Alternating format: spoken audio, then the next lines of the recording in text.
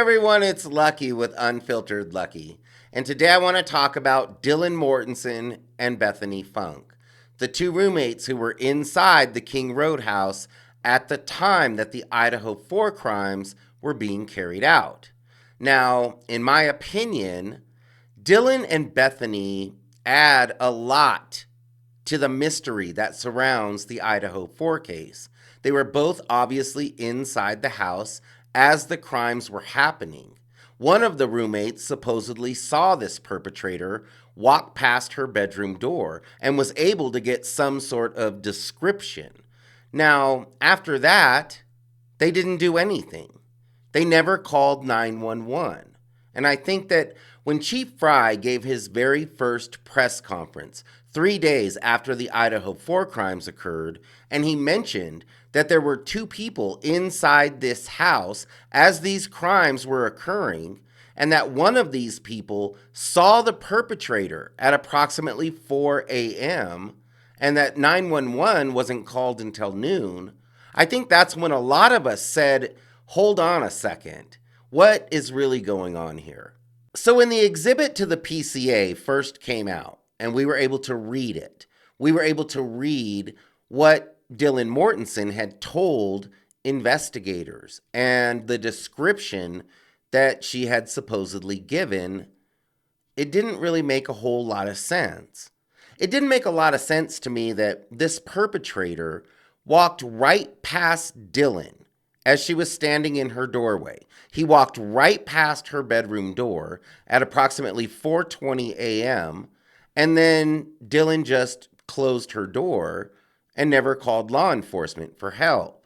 Now, when I first heard that there were two people inside this house when these crimes occurred and that law enforcement was not called for 8 hours, my first thought was definitely that Dylan and Bethany, or Dylan or Bethany, knew this perpetrator, that they knew this individual or individuals who were in their house.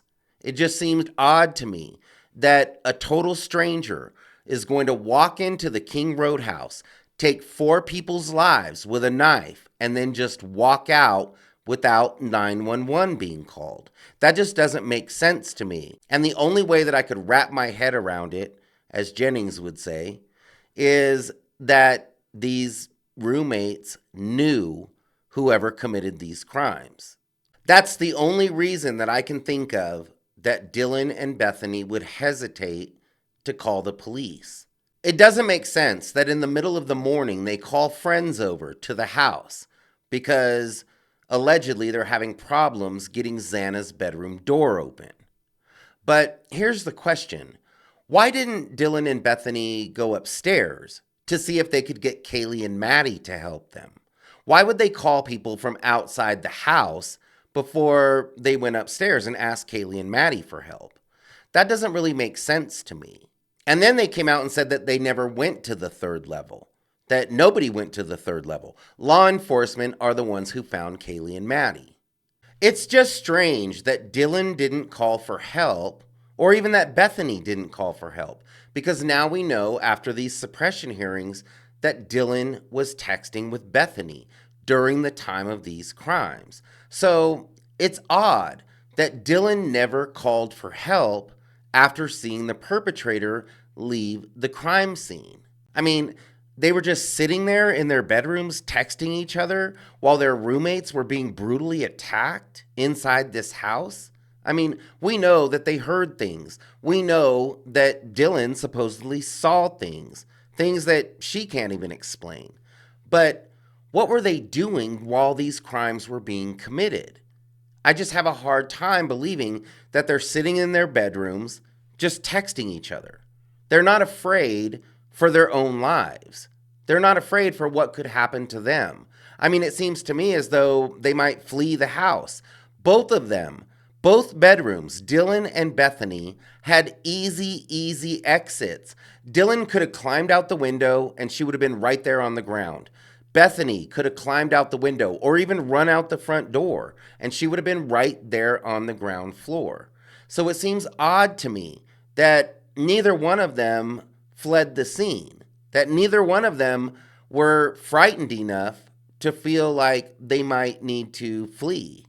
If this perpetrator committed this crime the way that law enforcement believes that he did, then that means that he walked past Dylan's bedroom door 3 times.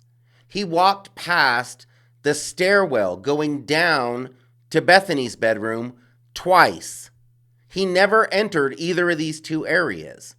So that seems odd that he would continue to walk past Dylan's bedroom door as he's walking around this house attacking these roommates with a knife. Now we know that Dylan did see and hear things, just as a lot of us knew that she did. But now it's been confirmed by Ann Taylor in these last hearings.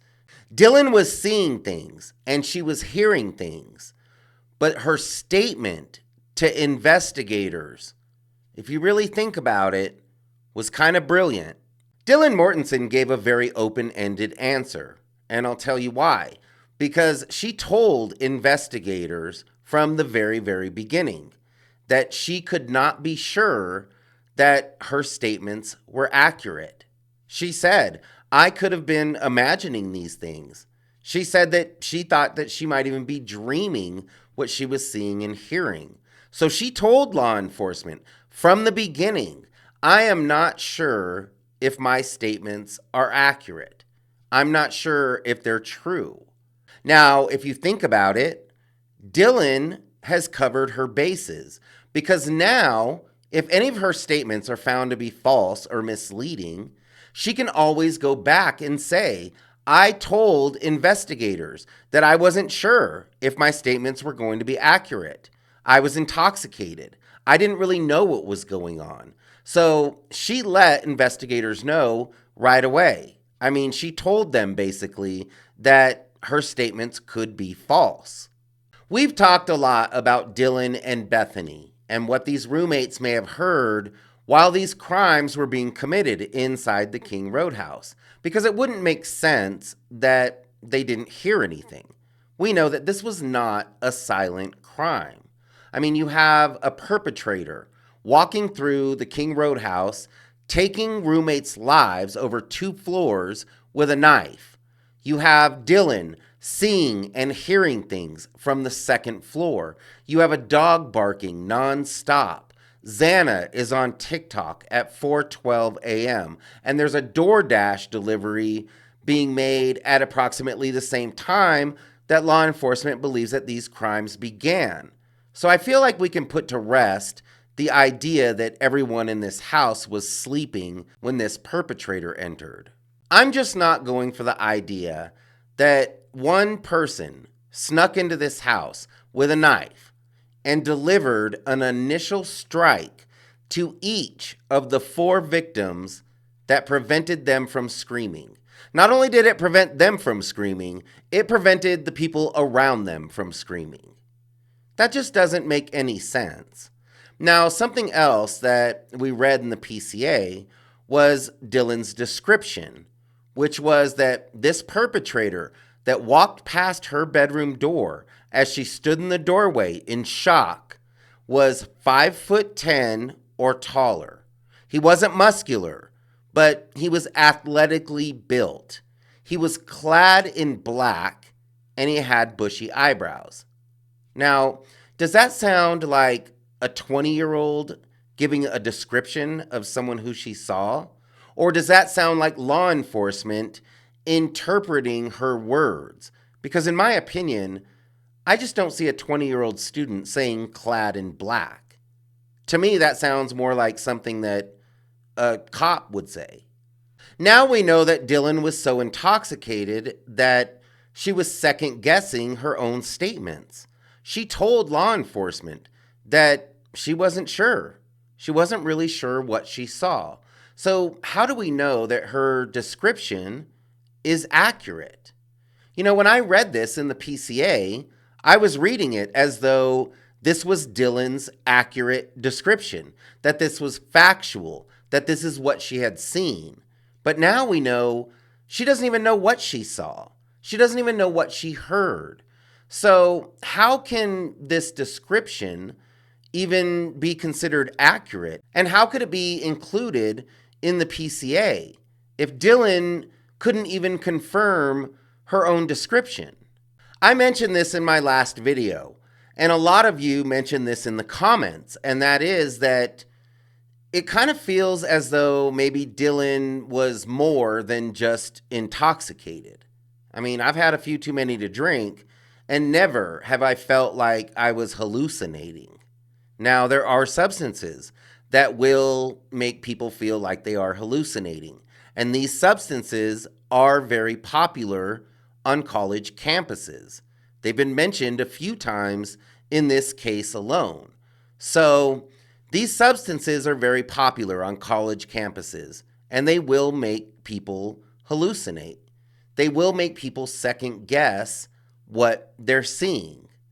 I mean, these substances basically play with people's perception of what they're looking at and what they're hearing. So, in my opinion, it would make sense if Dylan wasn't just intoxicated, if she was possibly under the influence of certain substances. Now, I'm not saying that she was, but I'm saying that it would make a lot more sense because these substances can last hours, multiple hours, like 8 hours. Now, we don't know that substances were involved, but it would explain a lot of things that don't make sense. It could almost explain the 8-hour delay to call 911. I mean, if Dylan and or Bethany were on substances, that would make a lot more sense as to why it took so long to call law enforcement and why it wasn't Dylan or Bethany who made the call when they finally did call law enforcement. It's very possible that there really was one hell of a battle going on inside that house, just as Steve Gonsalves said that there was. Maybe Dylan and Bethany just thought that this was a big fight that was happening inside the house and didn't realize that their roommates' lives were being taken.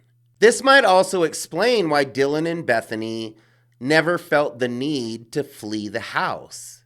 Maybe they knew who these people were inside their house, and they never felt like they were in any type of danger because maybe they weren't involved. But if this was a stranger who committed these crimes, then they wouldn't have that confidence. And this is why I believed from the very beginning that when these two roommates didn't call 911, that it was a good possibility that they knew these people who committed these crimes. Now, I've said from the very beginning, I do not believe that Dylan and Bethany were involved in any of the planning or carrying out of these crimes. But what they did during the time that these crimes were being committed, as well as after this perpetrator left, is what just doesn't add up. It's strange. It doesn't make sense that Dylan and Bethany called friends over to the house before they called law enforcement, and both of them thought that that was a good idea. It doesn't make sense that when Dylan and Bethany walked out of their bedroom doors, that they didn't realize immediately that a horrible crime had been committed inside this house. I mean, investigators said that this was one of the messiest crime scenes that first responders had ever seen. So, how did Dylan and Bethany not see this when they walked out of their bedrooms that morning and went to call people over to the house? If these crimes were carried out the way that law enforcement is telling us that they were carried out, then that means that this perpetrator walked upstairs, took two victims' lives with a knife, and then walked back down the stairs past Dylan's bedroom door, across the common area, down the hall to Xana's bedroom, and then takes two victims in Xana's bedroom, then walks back across the house, across the common area, back in front of Dylan's bedroom door, and then out the kitchen. So, how did this individual walk all over this house without tracking body fluid everywhere? And how did Bethany and Dylan not see all of this body fluid as soon as they walked out of their bedrooms? It's confusing that people were called over to the house by Dylan and Bethany mid-morning, and other people claimed that they were hearing about these crimes on social networks at approximately the same time. So now word is getting around that a crime has happened in this house. But let's just talk about the people that came over that morning, the people that Dylan and Bethany called over. Why didn't any of them call 911? Why wasn't 911 called until Hunter got there at just before noon? It seems like someone who came to the house or heard about these crimes on social networks would have called 911. So, what was keeping anyone from calling law enforcement for help? What was keeping all these people from dialing 911? So, there's a lot of questions that surround Dylan and Bethany. Now, stay tuned for my next video because we are going to talk about the knife sheath as well as the knife that goes along with it. There's a lot riding on this knife sheath. So stay tuned for that. Thanks for hanging out with me today. I really do appreciate it. And if you liked my video, please hit the like button and consider subscribing to my channel. I hope that y'all had an amazing day. We'll see you next time.